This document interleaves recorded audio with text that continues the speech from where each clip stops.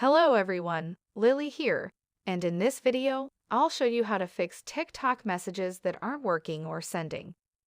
So TikTok restricted DMS based on a minimum age requirement. If you want a message on TikTok, you must be 16 years old or older. As a result, if you signed up for TikTok and stated that you were under the age of 16, you will be unable to use the TikTok message feature.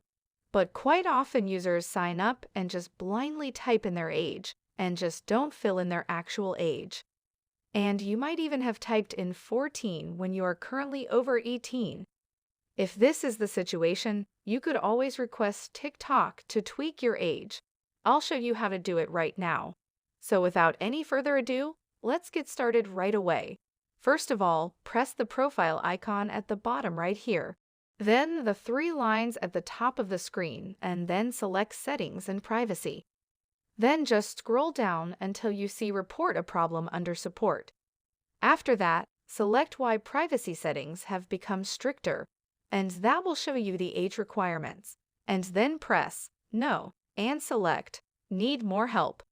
This is where you can type in a message to the TikTok support team like, "Hey, I made the mistake of putting in that I was 14, but I'm actually over 18.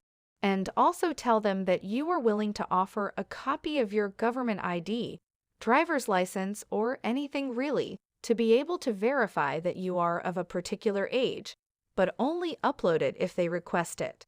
After that, they should be able to change your age. And then if you go back and scroll up and select Privacy. As you can see, under Safety, there is an option called Direct Messages. Select that, and it says who can send you direct messages. So I have it set to everyone. But if that person has it set to friends or no one, they've selected not to let anybody send them direct messages, or maybe only friends will be able to send them messages on TikTok. Well, if this is the scenario, there really helps. Please let us know if you have any questions in the comments section below, and don't forget to subscribe.